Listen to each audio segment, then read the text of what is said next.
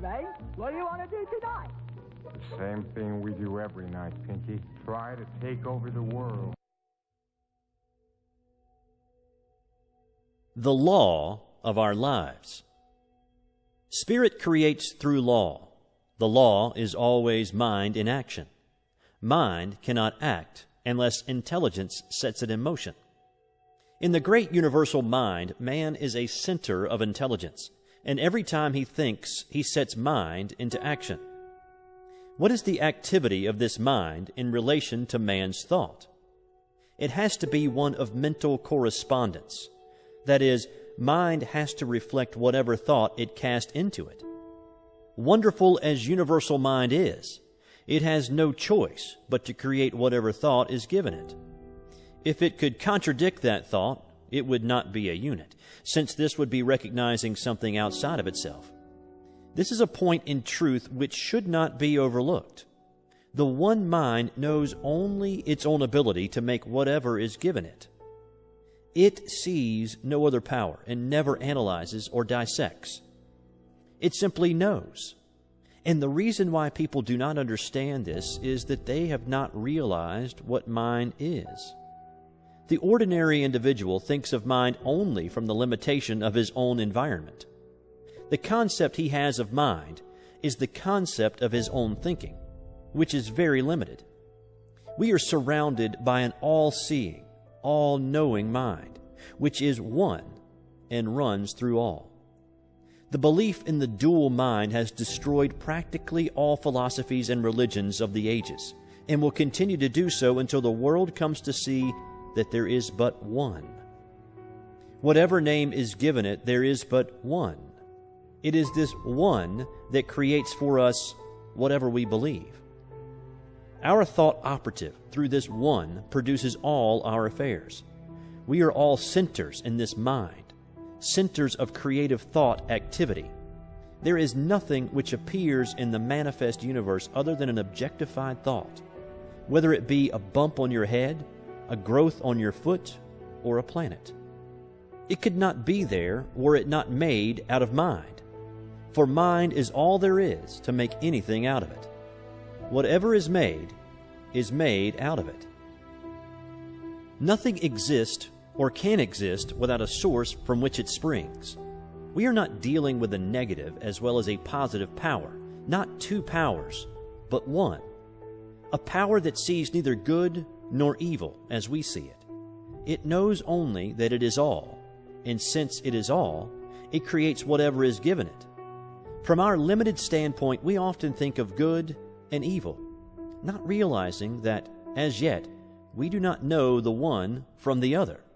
What we call good today, we may call evil tomorrow, and what we think to be evil today, we may tomorrow proclaim as the greatest good we have known.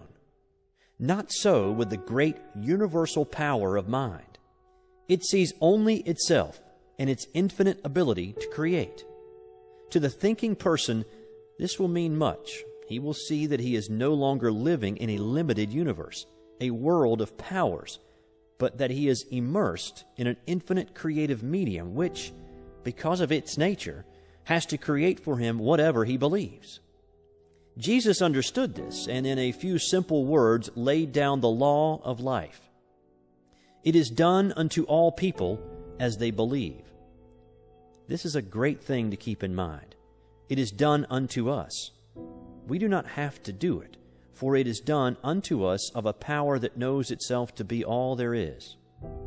Could we even believe that some material mountain would be moved? The power is there to do it. Without this belief, there is no real impulse for the creative mind, and we do not get an affirmative answer. We must realize more clearly that this great power has to operate through us. Man's part. Creative mind cannot force itself upon us because we have the power of self-choice. It recognizes us when we recognize it. When we think that we are limited or have not been heard, it must take that thought and bring it into manifestation for us. When we look about us and see nature so beautiful, lavish, and so limitless, when we realize that something, some power, is behind all, and sees to it that plenty obtains everywhere, so that in all things manifest there is more than could be used. And when, on the other hand, we see man so limited, sick, sad, and needy, we are disposed to ask this question: is God good after all? Does He really care for the people of His creation? Why am I sick? Why am I poor?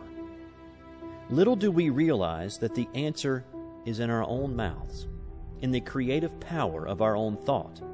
The average person, when told the truth, will still seek some other way. God has already done for us in a mechanical way all that He can do, and having been given the ability, we will have to do for ourselves the rest. Yet the great power is always near, ready at any time to help. But we must use it according to its own nature in harmony with its laws. Man should learn that he himself is the center of this divine activity. Realizing this, he must seek more and more to utilize his own divine nature, and by so doing he will come fully under the protection of the great laws that govern all life, manifest and unmanifest. Whatever man is, he must find that because he is made out of God, he must be of the same nature. This infinite one cannot know anything outside of itself, anything that would be a contradiction of its divine nature. Man's ignorance of his real nature binds him with his own freedom, until he comes to see things as they really are, and not as they appear to be. In the infinity of mind, which is the principle of all metaphysics and of all life, there is nothing but mind, and that which mind does. That is all there is in the universe. That is all there ever was or ever will be. This mind is acted upon by our thought, and so our thought becomes the law of our lives. It is just as much a law in our individual lives as God's thought is in the larger life of the universe. For the sake of clearness, think of yourself as in this mind. Think of yourself as a center in it. That is your principle. You think, and mind produces the thing. One of the big points to remember is that we do not have to create. All that we have to do is to think. Mind, the only mind that there is, creates. Few people seem to understand the nature of the law, and so think that they have got to do something, even if it is only holding a thought. Thinking or knowing is what does the thing. It will make it much easier for us when we realize that we do not have to make anything just to know that there is something back of the knowing which does the work for us. That person gets the best results who realizes that he can use this divine principle, he who can get the clearest concept of his idea, and who can rely on mind to do for him, keeping everything out of his thought that would contradict the supremacy of spirit or mind. By simply holding a thought, we could not make anything. But by knowing in mind, what cannot we do? Bondage and freedom. Never get away from the fact that you are surrounded by such a power. It is the principle of demonstration. It knows every thought. As we send forth our thought into it, it does unto us. The person who is ignorant of this law must by that ignorance be bound by his thought, by his human beliefs. One who understands will begin to break these ties that bind him. One by one, he will destroy every negative thought until at last he is able to think what he wants to think. And so he frees himself by the use of the same power that at one time bound him.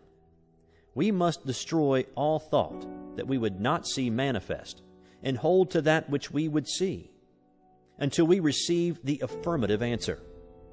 Never struggle. Mind makes things out of itself. There is no effort made. Don't think that there is so much to be overcome. Have only a calm sense of perfect peace as you realize that God is all, and that you are using the perfect law, and that nothing can hinder it from working for you. Many people are learning to do this, and no one has yet failed to demonstrate who has been steadfast, using the law in a consistent and persistent trust. All that we have to do is to provide the right mental and spiritual attitude of mind, and then believe that we already have, and the reward will be with us. We shall see it. The time will come when we will not have to demonstrate at all, because we will be always living so near to the law that it will do all for us without much conscious thought on our part. So when you say, I am poor, sick, or weak, I am not one with the creative mind. You are using that creative power to keep yourself away from the infinite. And just as soon as you declare that you are one with God, there is a rushing out to meet you, as the Father rushed out to meet the prodigal son. The Spirit seeketh. But as long as your mind thinks in the terms of conditions you cannot overcome, the difficulty comes from our inability to see our own divine nature and its relation to the universe. Until we awake to the fact that we are one in nature with God, we will not find the way of life. Until we realize that our own word has the power of life, we will not see the way of life. And this brings us to the consideration of the use of the Word in our lives. The Word. The Word was with God, and the Word was God.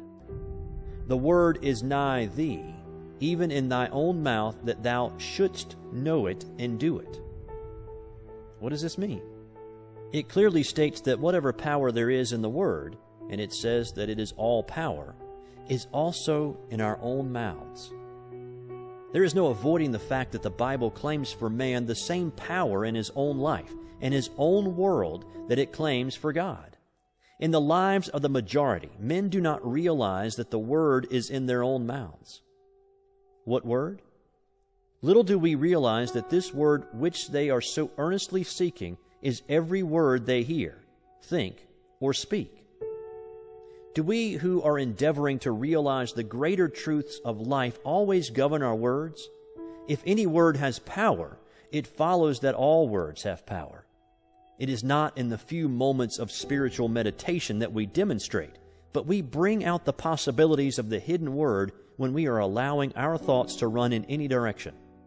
Not in the short time spent in silence, but in the long hours stretching themselves into days, months, and years, are we always using the Word. An hour a day spent in silent meditation will not save us from the confusion of life.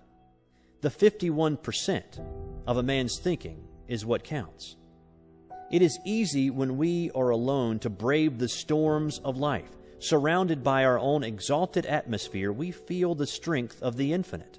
We rise in spirit. We think we are experiencing the ultimate of truth, that all things are ours.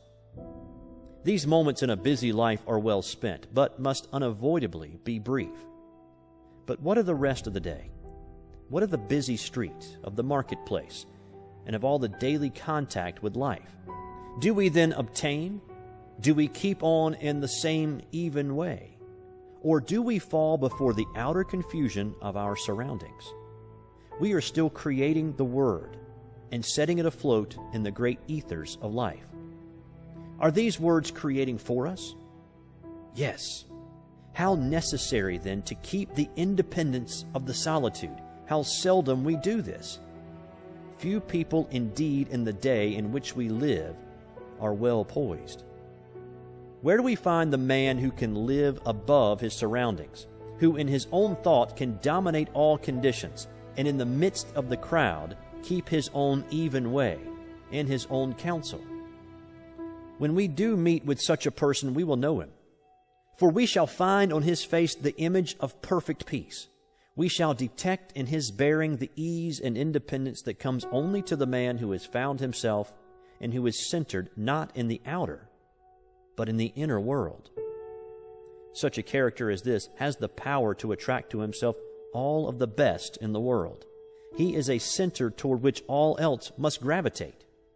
The atmosphere which he creates and with which he surrounds himself is one of absolute calm and peace.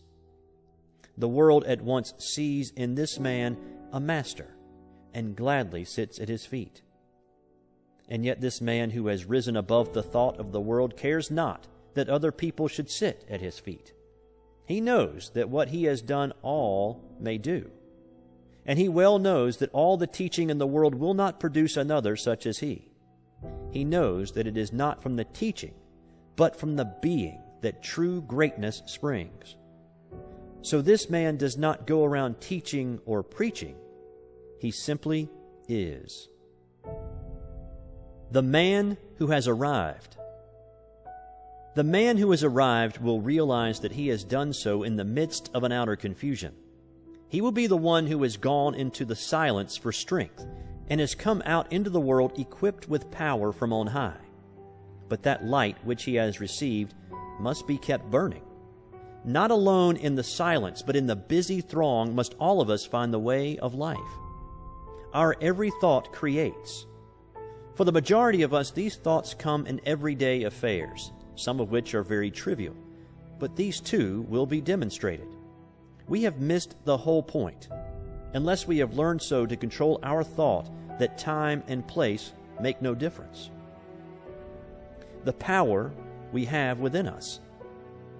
We have within us a power that is greater than anything that we shall ever contact in the outer, a power that can overcome every obstacle in our life and set us safe, satisfied, and at peace, healed and prosperous, in a new light and in a new life. Mind. All mind is right here. It is God's mind, God's creative power, God's creative life. We have as much of this power to use in our daily life as we can believe in and embody. The storehouse of nature is filled with infinite good awaiting the touch of our awakened thought to spring forth into manifestation in our life. But the awakening must be on our part and not on the side of life. We, static, at the gateway of limitless opportunity in the eternal and changeless now. Now is the day in which to begin the new life that is to lift us up to the greater expression of all that is wonderful. The word that we speak is the law of our life, and nothing hinders but ourselves. We have, through ignorance of our real nature, misused the power of our word, and behold what it has brought upon us, the very thing that we feared. But now it shall produce a new thing, a new heaven, and a new earth. Individual ideas. We find that in the universe, every separate idea has a word, a mental concept behind it. And as long as that word remains, the thing is held in place in the visible world. When the concept is withdrawn, the idea in the visible melts away, disappears. It ceases to vibrate to the word, which is the law behind it. For when the word is withdrawn, the condensation of the ether that forms the word melts again into the formless. There was a time when the world was without form, and from the word alone all things were made that are made. When our word says that there is no longer life in our bodies, the life principle withdraws, and our bodies return to the substance from which they came.